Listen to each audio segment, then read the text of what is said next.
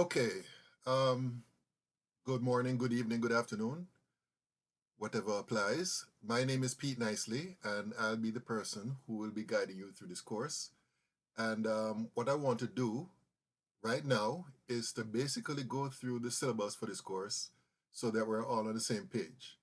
This is what I would normally do in a regular online class, or I should say a face-to-face class where I would talk about the syllabus, or if the class was live, I would basically go through the syllabus and point out different things that you need to know so that everything will go as smoothly as possible in this course.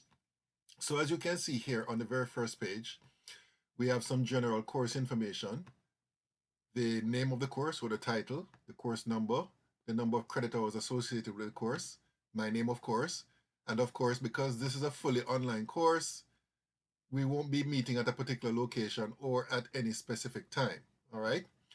And as far as where I'm normally located when I'm on campus, if I'm on the Citrus campus, then I'll be in building 3, room 208E. If I was on the Ocala campus, then I'll be located in building 2, room 220I. And for this course, for the rest of the summer, my office hours would be basically from 12 to 5 p.m. every Wednesday, all right? I'm willing to meet with you at other times outside of that time range, but that would be my set office hours time for you guys to call me, contact me concerning any issue with this course. My extension is given there, even though for this summer I will not, hardly be in my office, so it's very unlikely that you'll get me via my extension. And here's my college email address. I'll say more about that shortly. Okay, some information here concerning extended emergency closure.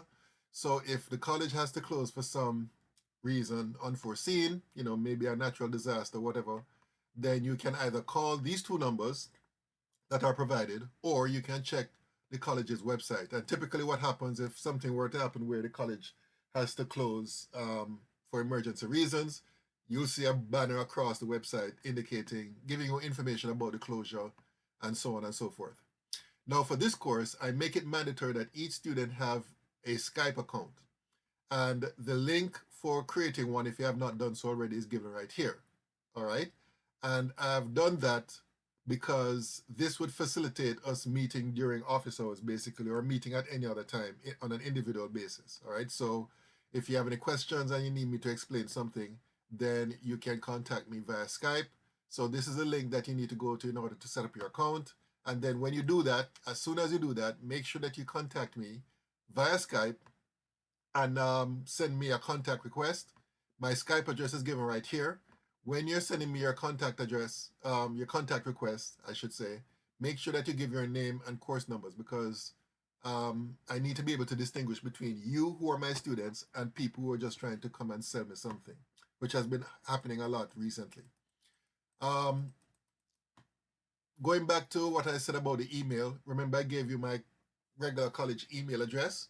Well, please note that you're more likely to contact me via email if you do so through the CANVAS system, all right? I cannot guarantee a prompt response to an email sent through the regular college email.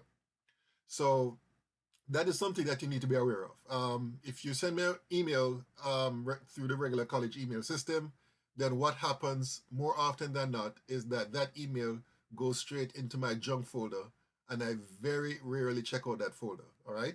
So it's very important that you do so through the Canvas system if you want to contact me via email. Another advantage of using the Canvas system is that when you send me an email through the Canvas system, I can immediately see what course you're enrolled in, and basically I can communicate with you on that basis. So it makes things a bit more convenient and easier for me if you contact me through the Canvas email system. As I said before, this course will be totally online, and the classes that will be conducted in this course will be delivered by a software known as Labster. And basically, these are just lab exercises that you'd have to go through, all right? And these will be accessible by going to the assignment link in Canvas, all right? I'm going to say more about Canvas, especially for those of you who are not familiar with the Canvas system. I'll show you where everything is located in the Canvas system for this particular course. Now, this is a lab course, of course, and of course, again, as I said before, this is an online course, so therefore you won't be actually entering and working in a physical lab. However, I thought it was important that I go through the safety rules for the lab briefly, so that if you find yourself in a lab where you have to actually go into a laboratory to do actual bench work, then you'll know the rules that you need to follow so that you can conduct yourself appropriately in any particular lab setting. So, as stated here, safety is the number one priority in this lab, and it is your responsibility to know and follow the rules and procedures at all times. Prior to signing the safety rules form, be sure that you have read through the document thoroughly. Appropriate dress must be worn to the lab, or you will not be allowed to stay for the lab work, and you will receive an unexcused absence and grade of 0 for that day. So this is typically what I would do. This is a rule that I would enforce in my actual physical labs, right? You need to dress appropriately, or else you simply won't be allowed to work in the lab. Some other rules here: no one may work in the lab unless an instructor is present. Eye protection will be worn at all times in the lab. Again, this would not apply to this course, but for future reference, this is something that you definitely would have to do. You have to make sure that you wear goggles. Another important rule here: if you wear contact lens, they should be removed before coming into the lab. Clothing must cover you from your neck to your knees, so no bare midriffs, shorts, or miniskirts. Shoes must cover your feet, no sandal, flip-flops, etc. Shoulders must be covered. You must have short or long sleeves, no loose sleeves. Long hair must be tied back. Hats must be removed. All books, purses, and other personal items must be stored out of the way so that they may not interfere with the safe conductance of the lab. So, again, for future reference, if you're working in a physical lab, don't place your books and other personal items on the floor between the benches, or, anywhere where you have students walking around. You don't want somebody walking around with a concentrated solution of hydrochloric acid and tripping over um, somebody's book bag, etc. Handle all chemicals, glassware, burners, and other lab equipment appropriately and carefully. Food and drink may not be brought into or consumed in the lab. No gum, tobacco, or cosmetic applications. Read all chemical labels on containers 3 times before you pick it up, while you have it in your hand as you're dispensing, and when you put it back down. Many mishaps can be avoided this way. Many chemical names or formulas sound and look alike. So, for example, you can have copper 1 chloride and copper 2 chloride sound very similar with one minor difference, and that is important because they're two different compounds. And you can also even have the same substance existing in different states. So, for example, and I actually had an experiment last spring where in the same experiment you have two forms of copper sulfate solid and copper sulfate in an aqueous solution, right? And I remember there was some confusion by the students, and that's because they simply did not pay attention to the fact that we're talking about two different forms of copper 2 sulfate. So I'm just giving you those examples so that you understand the reason why it's very important that you read the labels carefully before you actually use them. Because if you use the wrong form or use the wrong chemical, then not only can it be dangerous, but you can end up with erroneous results. Okay, where am I? Never assume anything. Each student is responsible for cleaning up any spills or broken items. Each student is responsible for cleaning all used items and returning them to their appropriate place. Each student is responsible for replacing all caps and making sure that chemicals do not become contaminated. Droppers from the solution should never touch anything but the solution inside the bottle. Do not insert droppers into your test tube or other container. This will contaminate the solution. Again, this will not apply in our situation, but in the future, you may have a situation where you're in a class where everybody has to use the same reagents, and each bottle which contains the separate reagents will have their own unique droppers. So it's very important in such situations that the dropper that you use for a particular reagent is used only for that reagent, and you do not transfer that dropper to another bottle which may have a different reagent. That would result in cross-contamination, and that will basically mess up the experiment for everybody in your class. Each student is responsible for making sure that the sinks are free of debris and that the work area is clean before leaving. If there are repeated violations of this policy, all students at a particular table will have points deducted from their lab grade. Again, that won't apply to you, but that is basically a regular practice on my part when it comes to ensuring that the work area is clean. So this is something that you, again, need to keep in mind in the future when you're working in any physical lab. Common sense goes a long way. Any student who jeopardizes the safety of anyone in the lab will be asked to leave and may be withdrawn. You individually are held fully responsible for knowing and following all the safety rules as well as written and verbal instructions given by the instructor. Failure to adhere to rules and policies will jeopardize your status in this lab. Okay, so that's basically a brief summary of the safety rules. Now, a video has been posted in Canvas. I'm going to show you where it is later on, which actually shows you the rules in a greater detail. And I want you to watch it carefully because I've also posted a quiz in Canvas. I'm going to show you where it is also. And that's a safety quiz that I expect you to complete. And that will be due on Thursday, which is what day? Thursday is the 1st of July. All right. So make sure that you watch a video and then complete that quiz assignment, which will be, by the way, equivalent to 1 lab grade. All right. Okay. Attendance policy. This course is totally online, as I said before. I think I said so like 2 or 3 times already, where you'll be doing lab simulation exercises. Because of some of what is in the syllabus will not apply, or because of that, some of what is in the syllabus will not apply. But I think I should take this out. I'll take it out and correct it. I think it is important that you get a feel for what is actually required in a physical lab. So all these rules here, again, talks about, what is required for a typical lab course, which would be the case if we were actually in a physical lab setting. I would expect 100% attendance. There'll be no scheduled makeup for labs or quizzes. So that is something I normally would enforce.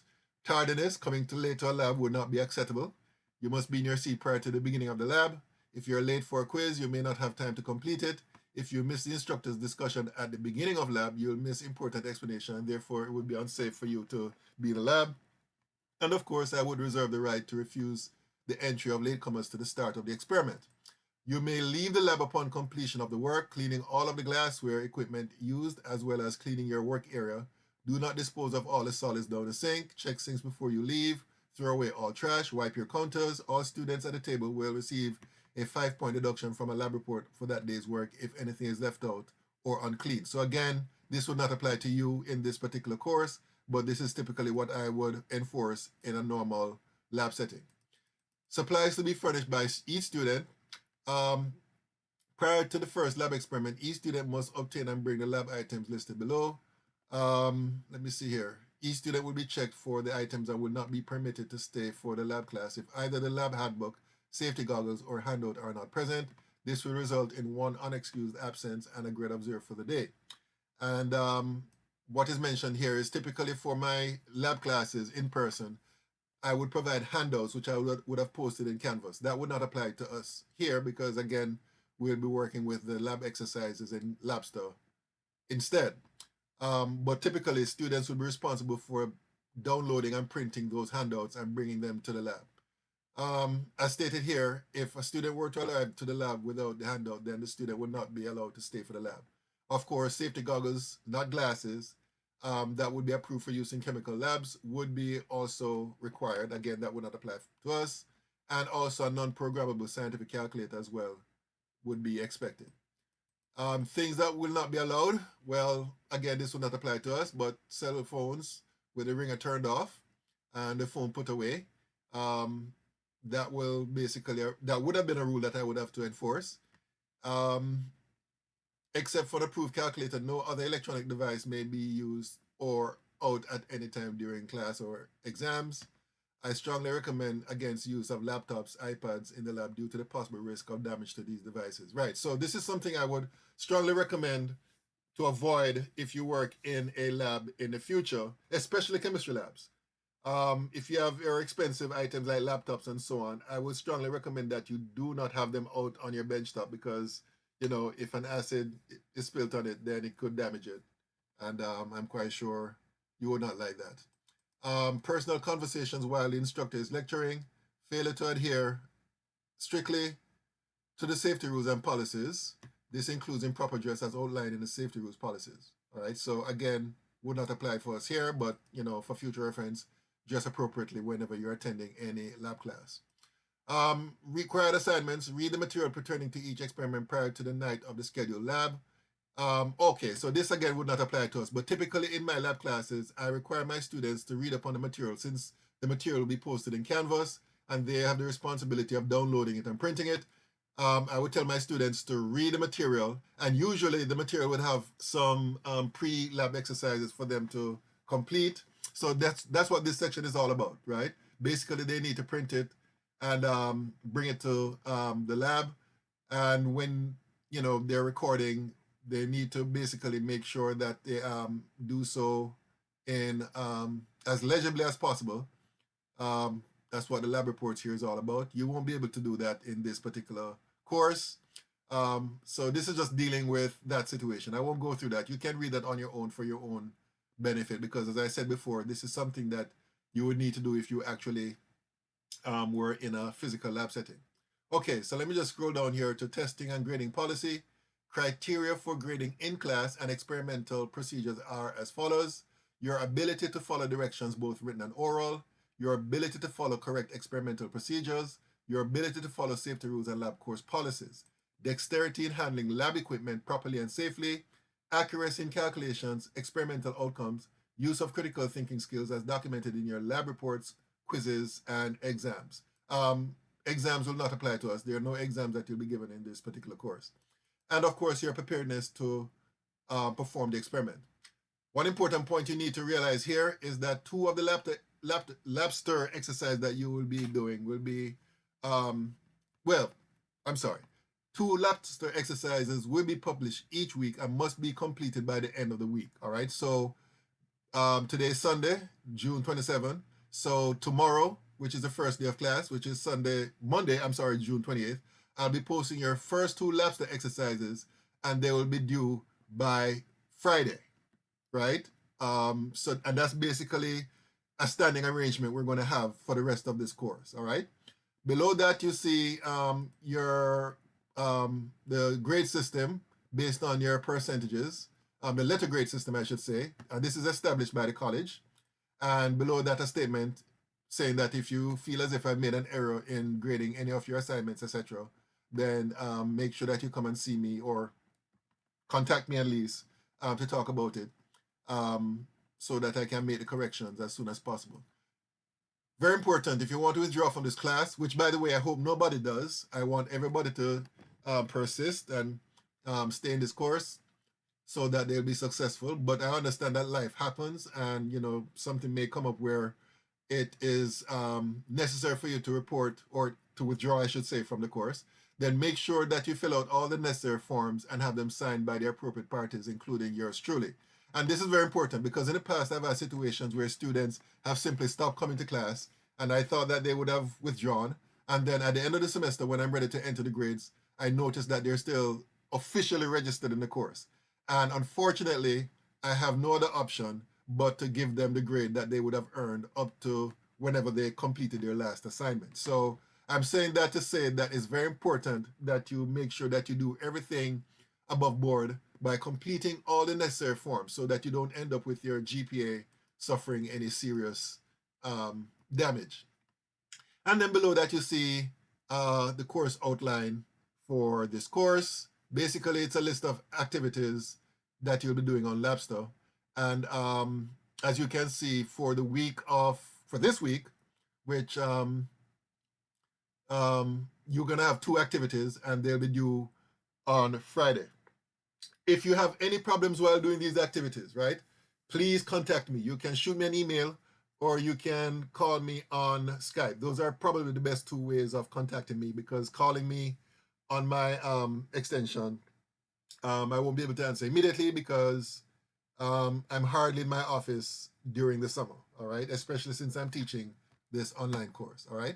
So make sure that you start by doing these two exercises, which I'll publish in Canvas. And again, as I said before, I'm going to show you where everything is located in Canvas as soon as I've finished going through this the syllabus. So those are basically the exercise that you'll be conducting. And as stated here, if there's anything that may happen that is unforeseen, then it may be necessary for me to alter the schedule, and I'll try to be fair, and I'll give you enough of a heads up so that you're prepared for any changes that I would find it necessary to make. As far as college policies are concerned, we're all, well, I hope, familiar with the college policies with regards to academic integrity. Excuse me. Ooh. Uh, oh my God. Sorry about that. Cheating and or plagiarism will not be tolerated and may result in a special failure grade, FF, that's a designation, as well as disciplinary action under the Code of Student Conduct. Now, the way this works is that if you get this grade, FF, that means that you failed the course because of some observed cheating or plagiarism that you would have committed. That grade can be replaced by the grade that you could actually earn if you attend a 2-hour academic seminar. Actually, it's called the Academic Integrity Seminar. And there's a cost associated, which I don't recall what it is right now, but your attendance is required. And after you attend and successfully complete that seminar, then your FF grade will be replaced by the grade that you actually earn. Now, if you fail to attend that seminar, then that, excuse me, then that FF grade will remain on your transcript, all right? Which basically denotes the fact that you failed the course because you violated the college's academic integrity policy, all right? So that's something that you need to be aware of. Another thing that I want to talk about here, if you're a student who is dealing with some sort of disability of any kind, then you need to contact the Office of Access Services. And basically the way this works, I think they changed the name actually to something else. I'm going to look it up and make the change in the syllabus. But I think it's called Office of Disability Services. So I'll make sure, look that up and make the change in the syllabus before I post it online. Or replace the one I've posted online because I already posted this syllabus online. Now, the way this works is that you would contact the office and they will determine exactly the nature of your disability and the kind of accommodation that needs to be made for you. And then they'll furnish me with that information so that I can know what I need to make sure that you're able to get as much out of the course as you can. And this is something that is actually federally mandated. Every single college in this country has to provide access in terms of education to all their students, especially students with disabilities. And therefore, we are responsible for accommodating or making accommodations for your disability. So if you're such a student, please do so as soon as possible, all right? The contact information for the office is here, as well as the phone number and extension if you need further information. Equal access, equal opportunity. The College of Central Florida does not discriminate against any person on the basis of race, color, ethnicity, religion, gender, age, marital status, national origin, genetic information, or disability status in its programs, activities, and employment. And if you have any further questions concerning the non-discrimination policies of the college, you need to contact Carol W. Smith. She is the equity officer. Her contact information is provided, including her phone number and her email address. Okay, classroom decorum. To be perfectly honest, I don't see where this applies to this course. The only thing I can say is, you know, if you're sending emails, make sure that, you know, no,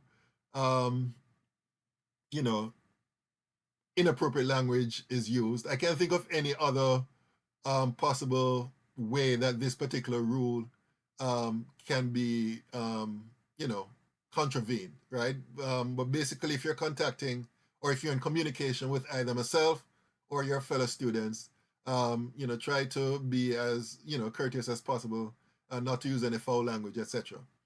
CF Student Assistance Program. Now, this is a program that the college has made an investment in, and in my opinion, I think it's a worthy investment. Basically, it's a counseling or therapy service that is provided by an HMO called Baycare Life Management.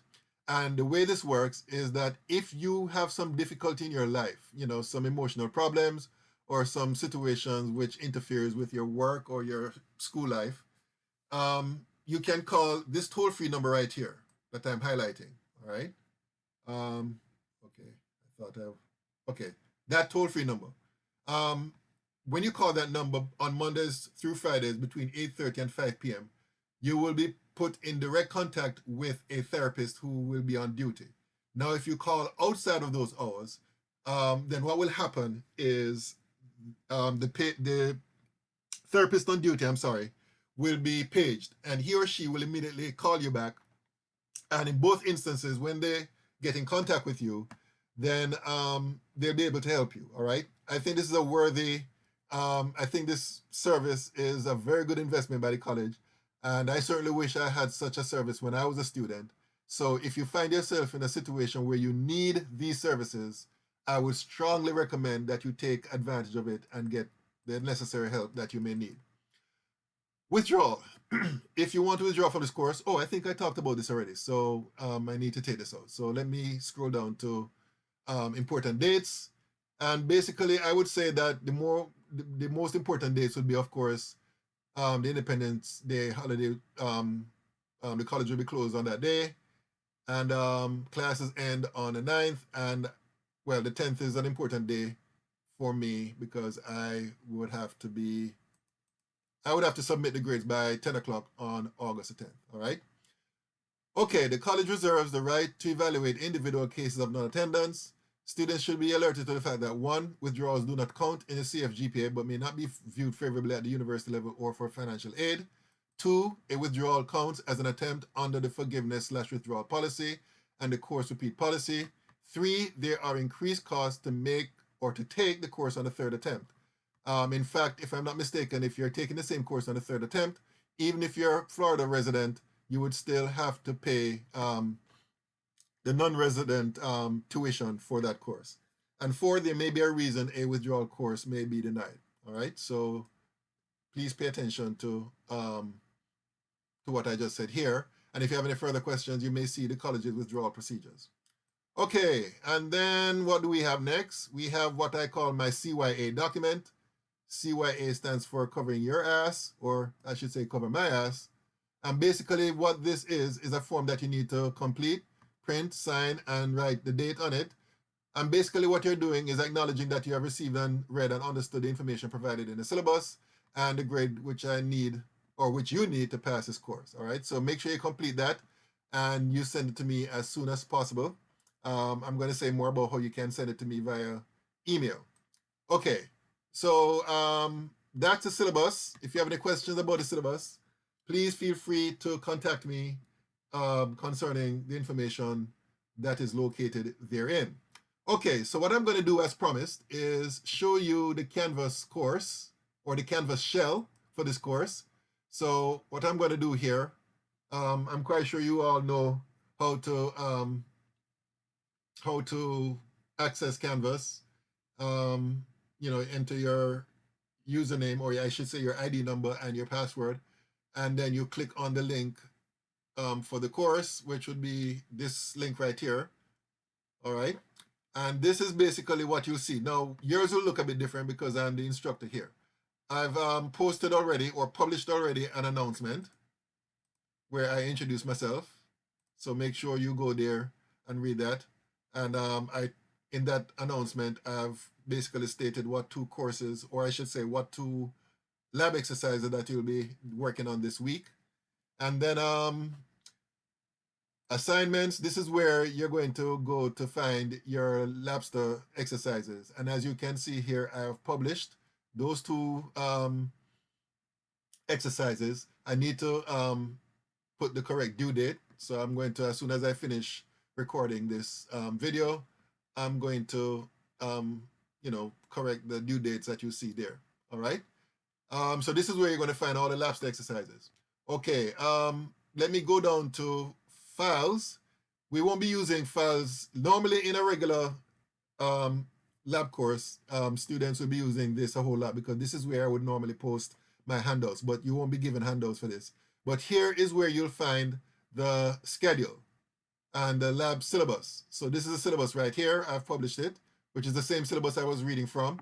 Again, I need to make some changes to the syllabus. So I'm going to do that also after I finish recording this video, and I'm going to post it up immediately. Okay, so that's files.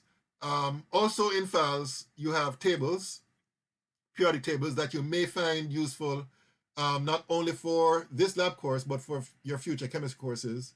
For example, I have here, let me download this to show you what this consists of. It's several pages, 13 pages, which consists of, among other things, um, 2 versions of the periodic table, a list of all the elements in alphabetical order, a list of ions, in fact, 3 tables consisting of common ions, and conversion factors, and some other things, some equations that you might find useful here and here, the prefix for the metric systems. Let me close this out here, and so on and so forth. So, you might find that information useful for this course. Um, you may find this useful for this course, but I know definitely you'll be using it. For those of you who have to do Chem 1 and Chem 2, you'll be using this table right here, right? So,